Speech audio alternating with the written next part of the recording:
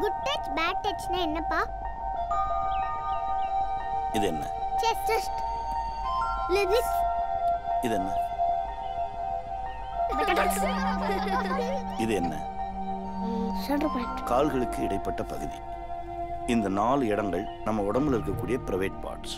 அப்பா அம்மா குளிப்பாட்டுறது, கட்டி பிடிக்கிறது, முத்தம் கொடுக்கறது, இதெல்லாம் குட் டச். உங்களுக்கு தெரிஞ்சவங்களோ இல்லை தெரியாதவங்களோ உங்கள் அனுமதி இல்லாமல் இந்த பிரைவேட் பார்ட்ஸை தொட்டா அது பேட் டச். உங்களை யாராவது பேட் டச் பண்ணா நோ அப்படின்னு கத்தணும். எப்படி கத்தணும்?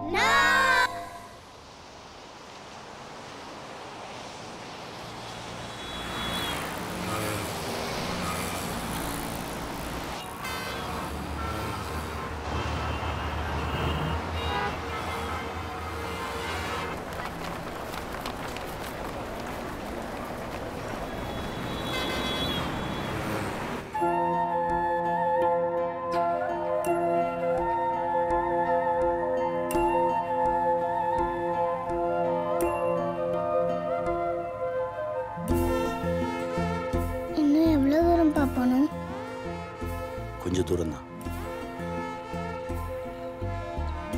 நம்ம எங்கப்பா போறோம்? தெரியலம்மா.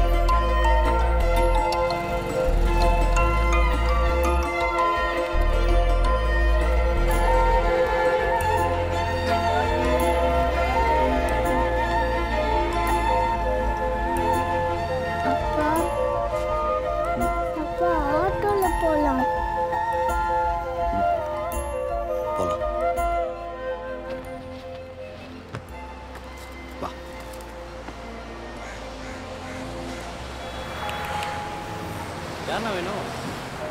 இந்த காளின்னு ஒருத்தர் மெடிக்கல் இருப்பாரு. அவர் இங்க இல்லண்ணே, வைஃப் ஊர்ல போய் செட்டில் ஆயிட்டாரு.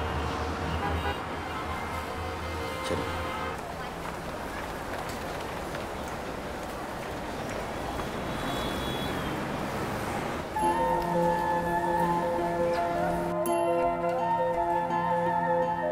இவ்வளவு பெரிய ஊருக்குள்ள நமக்குன்னு யாருமே இல்லையாப்பா?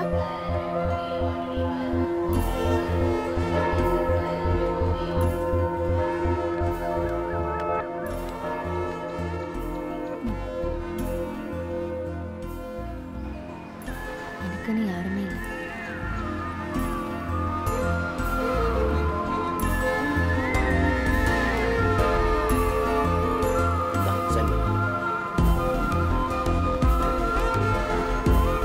இனிமே உனக்கு எல்லாமே நான் தான்.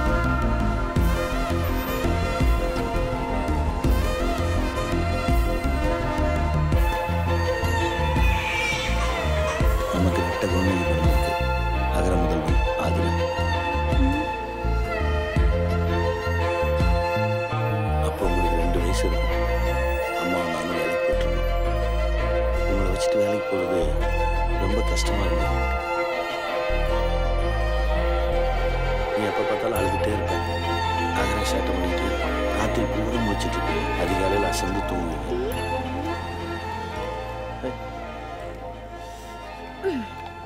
இல்லைங்கோ, இவனை பிடிங்க. டேய். பாப்பாக்கு ரொம்ப பசிக்குதா? அம்மாவுக்கு 7 மணிக்கு ஆஃபீஸ், எனக்கு 8 மணிக்கு.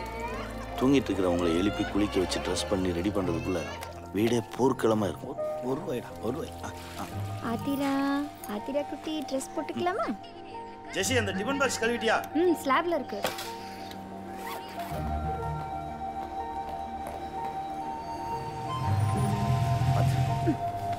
அவனை தூக்கிட்டு வாங்கப்பா.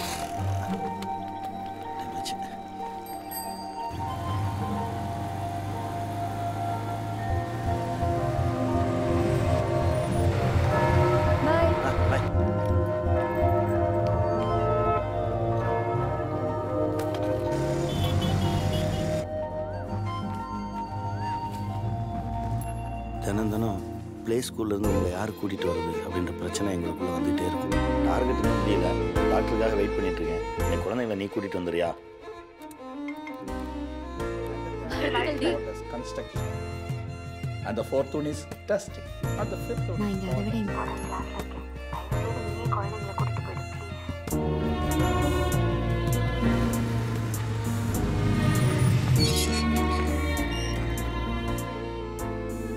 Sir, ma'am. உங்க குழந்தைங்களை 4 மணிக்குள்ள வந்து கூட்டிட்டு போங்க சார். உங்க குழந்தைங்களுக்காக 1 மணி நேரம் காத்துட்டு இருக்க முடியாது.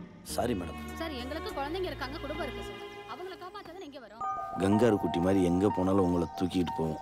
உங்களால் அம்மாவுக்கு எனக்கும் அப்பப்போ சண்டை வரும். ஒரு இடத்துக்கு நிம்மதியா போக முடியல. இந்தா புடி. மானமே போச்சு. எல்லாம் முன்னாடி என்ன அசிங்கப்படுத்துறதே உன் வேலை. ச்சே. இனிமே நீங்க கூட வெளியில போக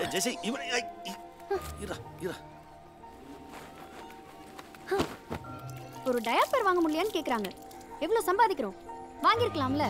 புது புடவை நாரி போச்சு. சின்ன குழந்தைங்கன்னா பேலும் மோளும் பேண்ட பிய இடுப்புல கட்டிக்கிட்டே திரியறதா நாகரிகம்னா அந்த நாகரிகம் நமக்கு வேண்டாம். அது வா. ஏன் கோவமா இருக்கீங்களாக்கம்? ஆமா. அந்த ஜன்னலை சாத்திட்டு கோவப்படுங்க. பக்கத்து வீட்டு மாமா செல்ஃபி எடுத்துட்டு போறாரு. போனுங்க கைமா சுத்திட்டு இருக்காரு. வீட்டில் சமைக்கிறது கூட நேரம் இருக்காது. எப்பவுமே கடை சாப்பாடு தான். 2 தோசை 4 இட்லி 6 இடியாப்பம் போதும் இல்லைங்க? குழந்தைகளுக்கு மட்டுமாவது வீட்டில் சமைக்கலாமே. அவ்வளோதாங்க. நீங்கள் இந்த கோயில் பக்கத்தில் இருக்க வீட்டுக்கு கொண்டு வந்துடுங்க.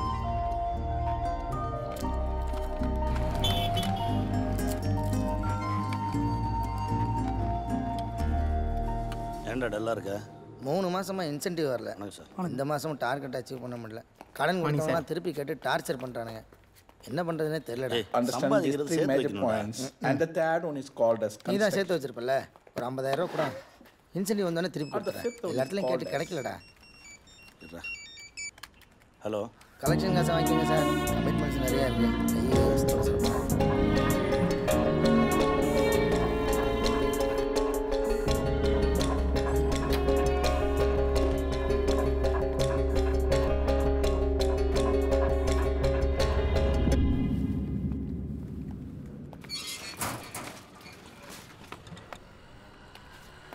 அதே இங்கே பாரு, அப்பா பாரு. அது ஆதிரா, உங்களை கவனிக்காமல் நாங்கள் ஓடிட்டே இருந்தோம். அது எனக்கு பிடிக்கவே இல்லை. நானும் அம்மாவும் பேசி ஒரு முடிவுக்கு வந்தோம். ஜெசி, நம்ம வாழ்கிறதுக்காக வேலை பார்க்குறோமா இல்லை வேலை பார்க்குறதுக்காக வாழ்கிறோமா? இது என்ன கேள்வி? வாழ்கிறதுக்காக தான் வேலை பார்க்குறோம். பிள்ளைங்களுக்கு நல்ல படிப்பு, நல்ல சாப்பாடு, வசதியான வாழ்க்கை, இதெல்லாம் கொடுக்கணுன்னா கொஞ்சம் கஷ்டப்பட்டு தானே ஆகணும். இல்லை ஜெசி, எனக்கு மந்த்லி டார்கெட்டு, உனக்கு ஜாப் செக்யூரிட்டி, ப்ரொமோஷன், இன்க்ரிமெண்ட்டு. வேலை நம்மளை துரத்திக்கிட்டே இருக்கு ஜெசி. நம்மளும் ஓடிக்கிட்டே இருக்கோம். நமக்காக நம்ம குழந்தைங்களையும் ஓட வைக்கிறோம். கொஞ்சம் யோசிச்சு பார்த்தா நம்ம வாழவே இல்லை. வேலை பார்க்குறோம், வீடுங்கிறது நமக்கு ரெஸ்ட் ரூம் மாதிரி தான் இருக்கு.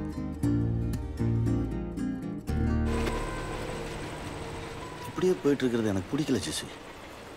ஏதாவது பண்ணணும். என் லைஃப்பில் எனக்கு நிறைய கனவு இருக்குது. அதை கலைக்க முடியாது. 2 பேரும் உழைச்சாதான் சரியாக வரும். உன் கனவும் கலையாமல் அவங்களும் கஷ்டப்படாமல் இருக்கிறதுக்கு நான் ஒரு வழி சொல்லவா? என்ன? நம்ம தேவைகளை சுருக்கிக்கிட்டு செலவுகளை குறைப்போம். சந்தோஷமான ஒரு வாழ்க்கை வாழலாம். 2 பேரில் யாராவது ஒருத்தர் வேலையை விட்டுட்டு அவங்களோட இருப்போம். வேலையை விடுறதா? ஏற்கனவே இங்கே நிறைய சிக்கலில் தான் போயிட்டு இருக்கு. இருக்கிற வீடு பத்தல. இதை விட ஒரு பெட்டர் என்வாயன்மெண்ட்ல போகணும்னு ஆசையாக இருக்கு. நிறைய கமிட்மெண்ட்ஸ் இருக்கு இல்லைங்கோ. எனக்குன்னு ஒரு 2 வீலர் இருக்கணும். அப்புறம் பெரிய வீடு, காரு, நிறைய பணம், இப்படி பெருசா ஆசை இருக்கு. பெரிய கார் வரும், பெரிய வீடு வரும், நிறைய பணம் வரும் ஜெசி. ஆனால் குழந்தைங்களோட சிரிப்பு போயிடும், சந்தோஷம் போயிடும். நீ சொன்னாலும் சொல்லாட்டி குழந்தைங்க வளரதான் போறாங்க. அவங்க வளர வளர அவங்க தேவைகள் வளரும். நீ இன்னைக்கு பத்தி யோசிக்கிற, நான் நாளைக்காக யோசிக்கிறேன். நாளைக்குன்றது எப்பவுமே நாளைக்காக தான் இருக்கும். இன்னைக்குன்றதா நிஜம். அதை சந்தோஷமா வாழ்வோமேன்றேன். ஃபுட் பாய்சன் ஆயிடுச்சுன்னு ஆட்டோ பிடிச்சி ஓடி வந்த பாரு, பதறி அடிச்சுட்டு. அதுதான் உண்மையான அன்பு. அந்த அன்பை தினம் குழந்தைகள் காட்டுவோமே. அன்பை மட்டுமே காட்டிட்டு இருந்தா இப்ப நல்லா தான் இருக்கும். நாளைக்கு அவங்க வளர்ந்து மத்த பேரண்ட்ஸோட நம்மள கம்பேர் பண்ணுவாங்க. ஏன் அவங்கள மாதிரி எங்களை வளர்க்கலன்னு. அப்ப என்ன பண்ணுவ? நல்ல வளர்க்கலனா எந்த பிள்ளையும் ஏன் பெத்தன்னு கேட்கும். வளர்க்கறதுன்னா என்ன? நல்லா வளர்க்குறதுன்றது என்ன? சந்தோஷங்கிறது வெளியில இல்ல, நமக்கு உள்ளதா இருக்குன்றத புரிய வச்சு வளர்க்குறது. கண்மூடித்தனமா என்னால வேலையை விட முடியாது இளங்கோ.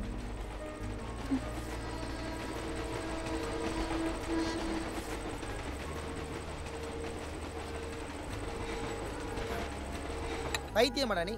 பொண்டாட்டி தேவை வாழ போறானா? உத்தியோகம் புருஷ லட்சணம்.